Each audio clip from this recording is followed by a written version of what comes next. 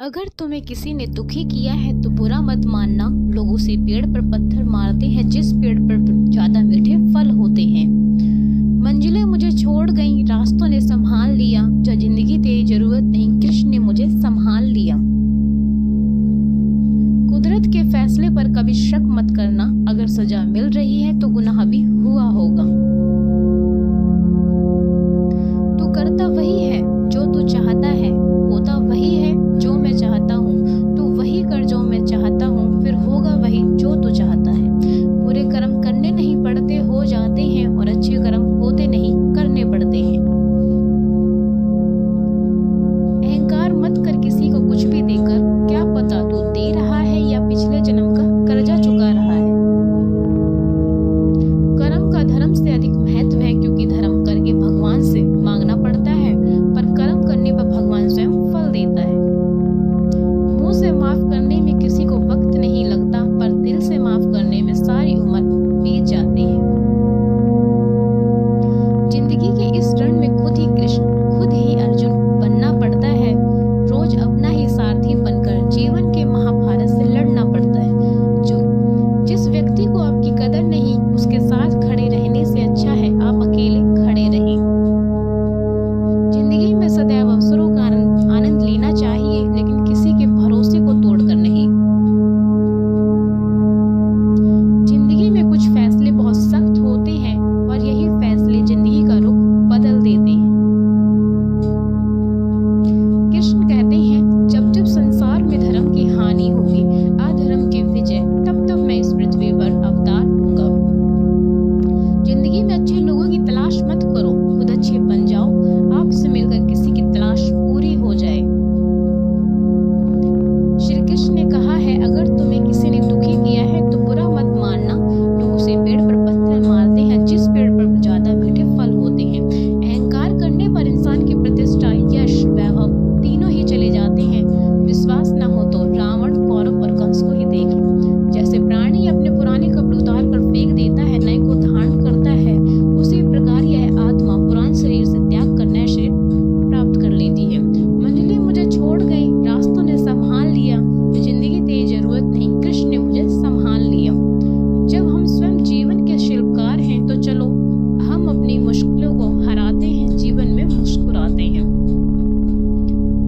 वह दिन मत दिखाना कान्हा कि हमें खुद पर गुरूर हो जाए। रखना अपने दिल में इस तरह के जीवन सफल हो जाए। जो हुआ अच्छा हुआ, जो होगा अच्छा होगा। स्वयं को मुझ पर छोड़ दो, अपने कर्म पर ध्यान दो।